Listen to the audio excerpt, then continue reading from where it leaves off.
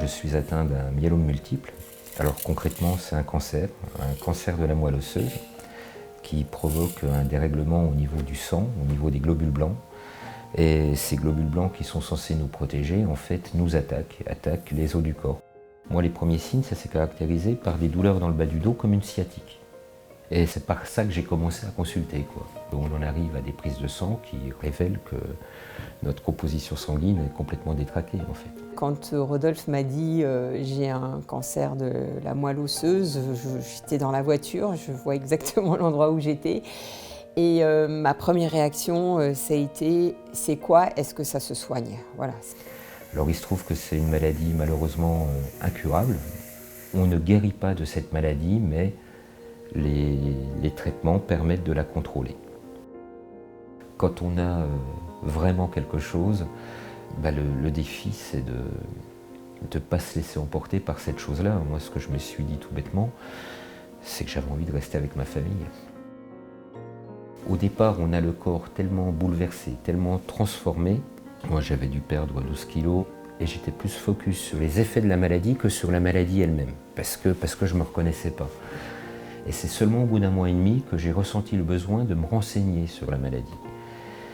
Et là, je ne voulais pas faire des recherches sur Internet et me faire peur tout seul. Et à l'hôpital, on m'avait parlé d'une association de malades, la F3M. Et ça, c'était super parce que la F3M édite des magazines avec tout un tas d'informations à l'intérieur. Et c'est au travers de ces ressources que j'ai commencé à progresser sur ma connaissance de la maladie.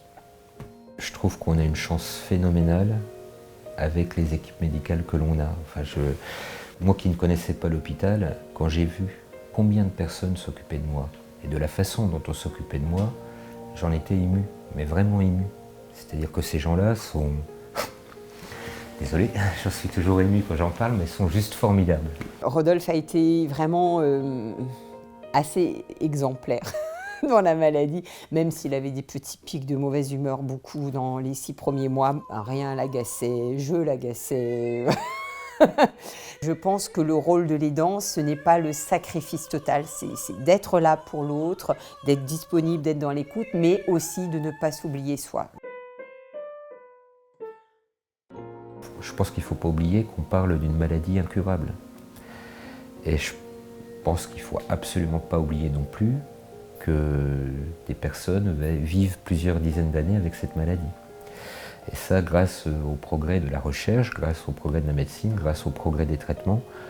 Donc si j'avais quelque chose à dire à un nouveau malade ou un encouragement, c'est de regarder comment la science a permis les progrès. Je croise les doigts pour que le futur se passe bien. On a beaucoup de jolies choses autour de nous, donc ce qui donne le sel dans la vie quand on n'est pas malade, le donne aussi quand on est malade en fait. Moi j'ai toujours apprécié les petits bonheurs simples. C'est peut-être qu'on a envie d'en vivre plus.